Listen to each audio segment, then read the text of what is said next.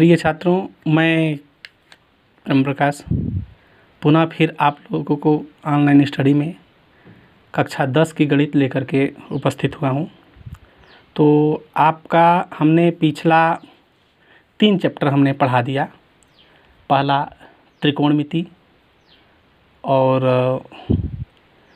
उसको पढ़ाने के बाद फिर शुरू का एक रियल नंबर वास्तविक संख्या और इसके बाद पॉलिनोमियल यानी बहुपद। 2 चैप्टर इधर, 1 चैप्टर त्रिकोणमिति यानी 3 चैप्टर हम आपको पढ़ा दिए।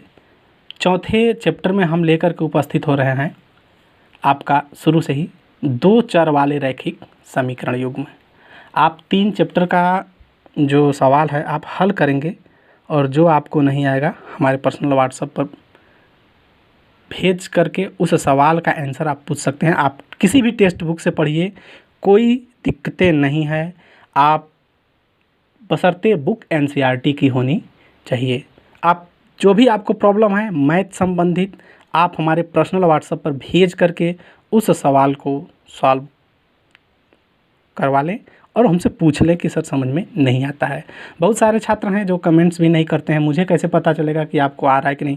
मैं छात्र कई बार कह रहा हूँ कि मैं चीज़ आपको सिर्फ बेसिकली चीज़ें बता रहा हूँ। आपको ही पढ़ना है, आपको मेहनत करना है। आप यदि नहीं पूछेंगे तो आप आगे नहीं बढ़ पाएंगे। ठीक है, सवाल जो भी 3 चैप्टर हमने पढ़ा दिया है, तीनों चैप्टर रिवीजन करते रहें और आप हमें पर्सनल व्हाट्सएप पर हमसे पूछ सकते हैं।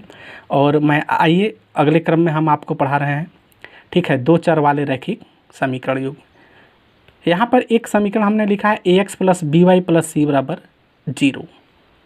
यह एक रैखिक समीकरण है। एक चर वाला यह क्या है? एक रैखिक समीकरण है। कैसे समीकरण है?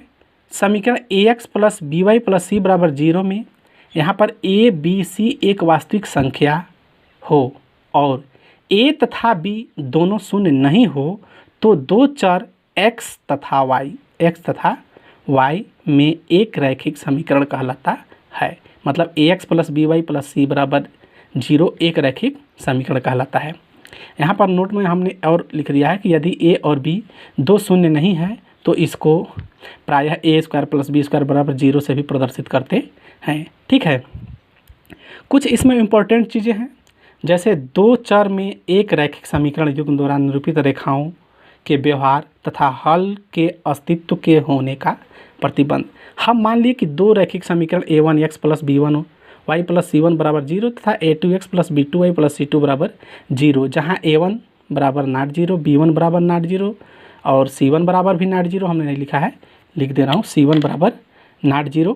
ठीक है, c1 = not 0, a2 = not 0, b2 = not 0। मतलब ये सब 0 के बराबर ना हो तो अब यहाँ पर 3 कंडीशन फॉलो होता है। Condition number 1, condition number 2, condition number 3। Condition number 1 में क्या कर रहा है?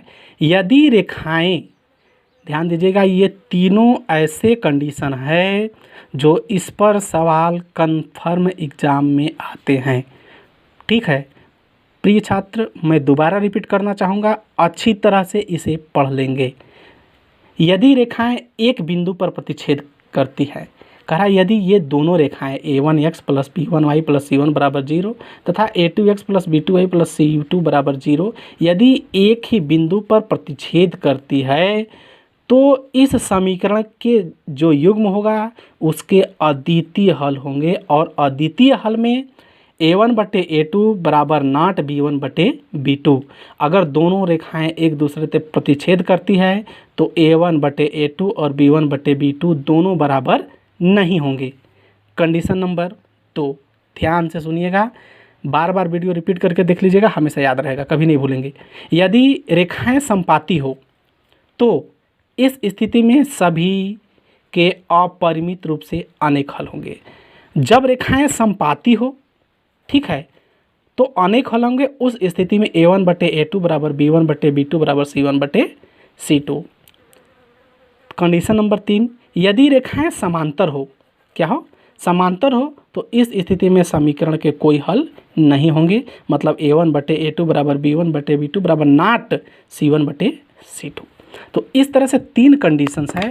आप तीनों कंडीशन को ध्यान से एक बार पढ़ लीजिएगा, देख लीजिएगा और जो समझ में नहीं आएगा आप हमसे पर्सनल व्हाट्सएप पर पूछ लेंगे। मेरा पर्सनल व्हाट्सअप आप सभी को पता है 7607510522।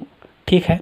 कंडीशन नंबर 1 फिर से मैं बता दूं, यदि दो रेखाएं परस्पर एक ही बिंदु पर प्रतिच्छेद करती हैं तो उसके अनेक हल होंगे। इस स्थिति में a1/a2 बराबर b1/b2। और यदि दोनों रेखाएं समपाती है, ये दोनों रेखाएं समपाती है तो अपरिमित रूप से अनेक हल होंगे। उस स्थिति में a1/a2 बराबर b1/b2 बराबर c1/c2। यदि यही दोनों रेखाएं समांतर हो तो इस स्थिति में उसका कोई हल नहीं होगा, अर्थात a1/a2 बराबर b1/b2 बराबर नॉट c1/c2। ठीक है। ये 3 कंडीशन आप हमेशा दिमाग में बनाए रखिएगा इस 2 चर वाले रैखिक समीकरण युग में, क्योंकि इसी पर आधारित सवालें हैं। आप हल करेंगे तो समझ में आएगा। मैं अभी एक एग्जाम्पल इस पर दे रहा हूँ, बाकी आप टेक्स्ट बुक से करेंगे।